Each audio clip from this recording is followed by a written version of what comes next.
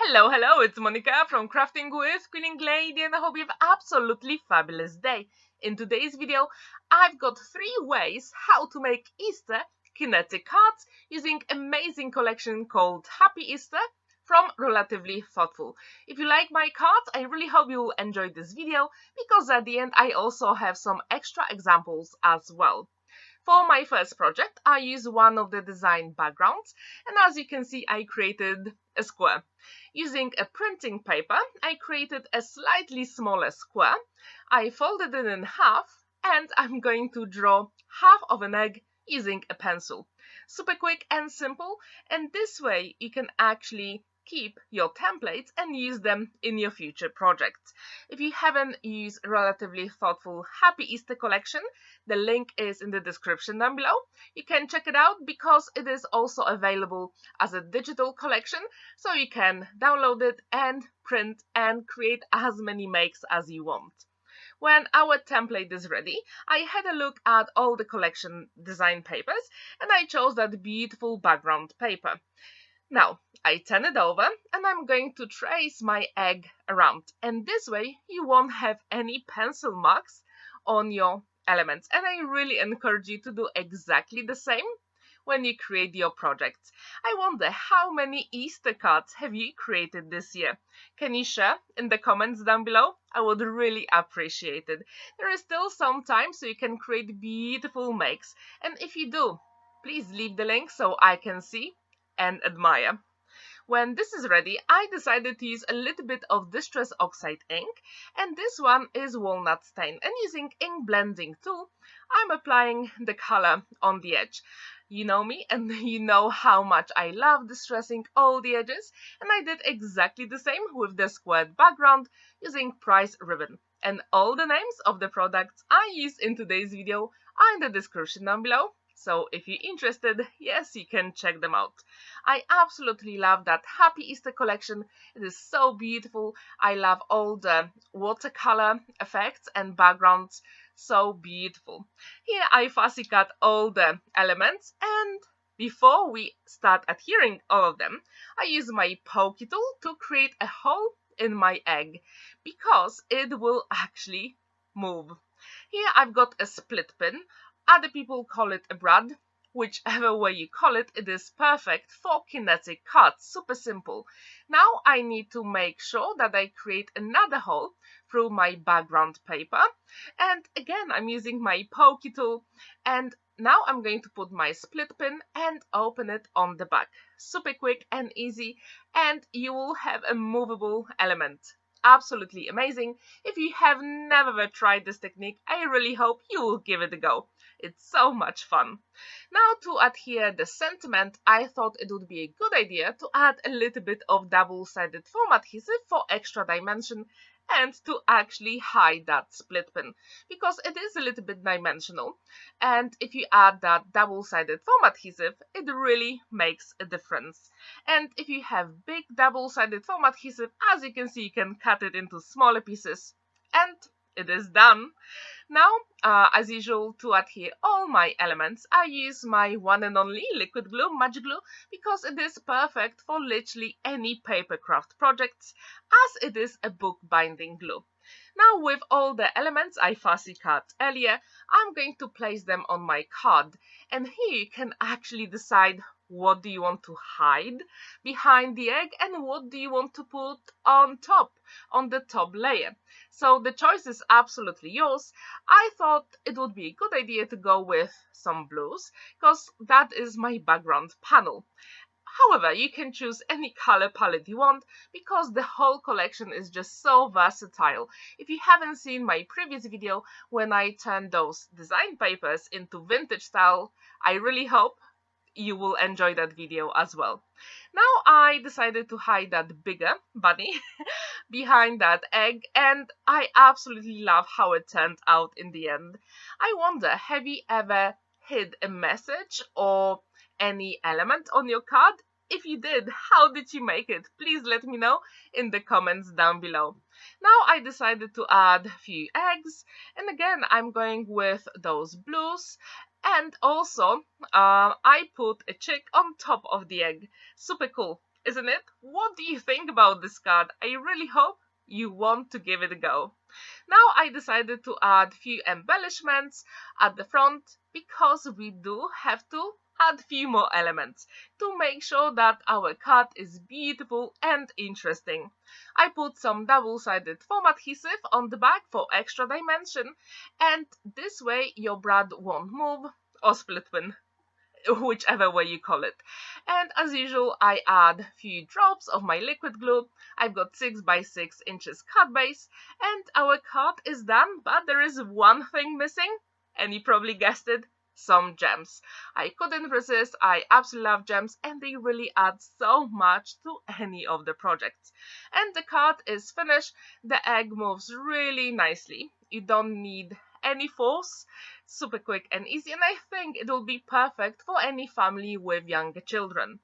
For the second project, I've got copy paper, and this one is 5 by 7 inches, and yes, again, I'm going to draw an egg. And this one will be slightly different card because we're going to create, let's say, Z-fold element in a shape of an egg. If you have never tried that technique, I really hope you will feel inspired to do it, because you don't really need any cutting dies to do it. You literally create your own template, and I'm going to leave that 5 by 7 inches frame as well because we're going to need it later on, as we're going to trace all those panels into background papers and use them for our card.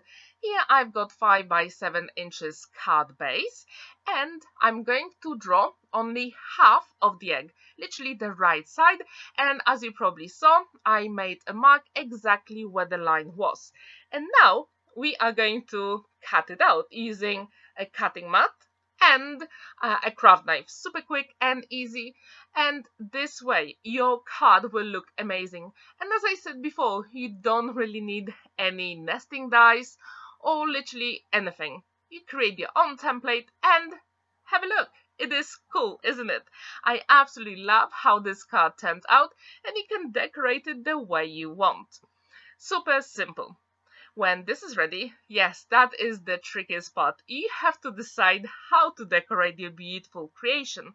I thought that these beautiful Easter eggs will work really well inside, and all those beautiful background panels will work well where the frame is and also the egg. And we're going to start tracing all those elements using a pencil. And remember, the best idea is to use your pencil on the back of the design paper, because this way you don't have to erase any of the pencil marks.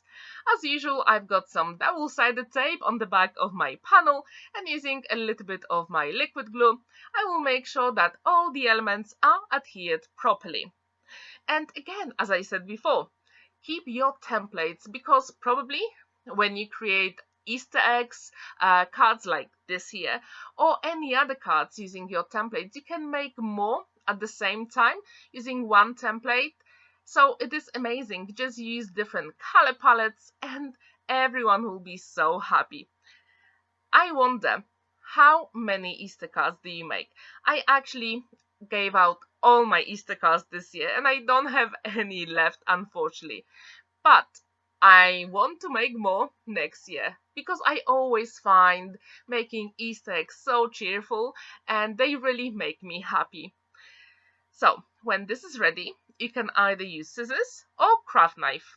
But with the frame, it is actually super simple to use your scissors. So start with the frame, then cut the inside here, as you can see, the middle part, and then go around the egg. Super simple.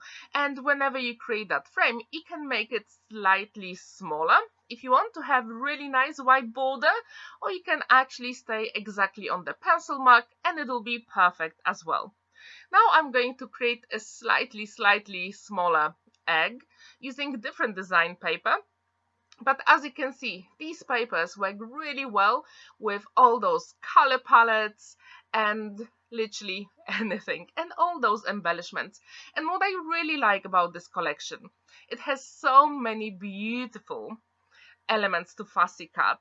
Simply stunning. And I'm going to use that egg for my future project. I really like that dotted background. It is so beautiful and it is so subtle. And this way you can actually add a little bit more color on the edge if you want, using any Distress Oxide inks or literally anything you want. Or you can just leave it the way it is. It will be perfect as well. As you know me, I like to distress all the edges, not only using my scissors, but also some inks. But it is optional, you don't have to do it. And if you actually make Easter cards, please let me know what is your preferred color palette. Would you like to go with very bright and vivid colors? Do you like vintage colors or maybe neutral? Please let me know, because I really want to know that.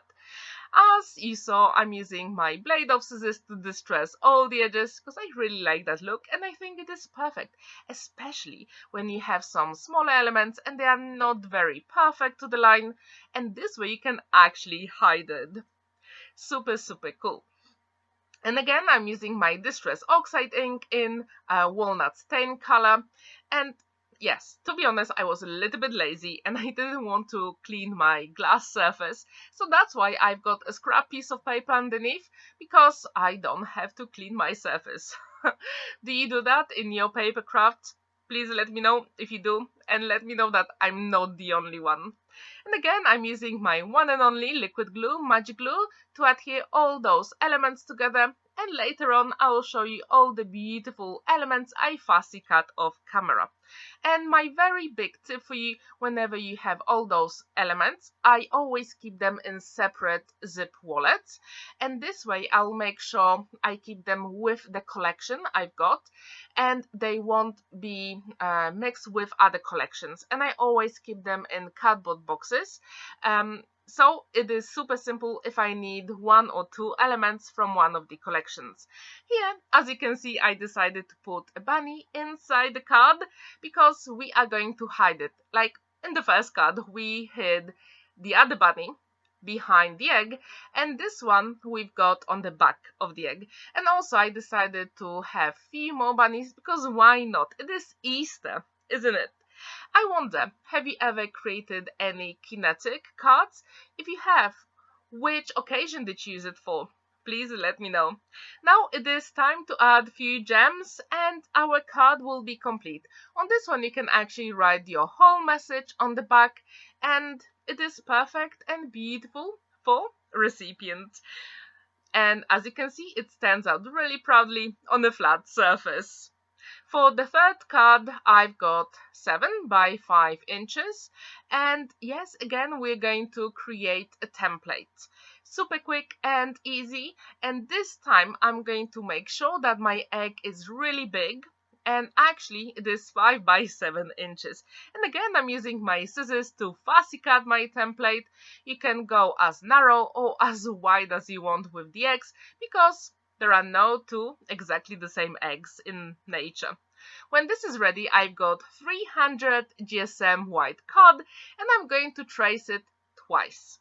And this way I'm going to have the back and the front of my card. And as you can see, I don't have any nesting dies for my Easter cards. When this is ready, now it is the trickiest part. You have to decide how to decorate your beautiful make. And again, I chose that beautiful dotted background paper. I absolutely love it and I thought it will be perfect. So this one is actually exactly the same size as my front of a card, and the blue on the left hand side is slightly smaller, so I will have a really nice border on my card. And again, to add more interest to my card, I'm adding a little bit of Distress Oxide ink, because why not? It is perfect, it is Easter, and we can go as wild as we want to create our beautiful makes.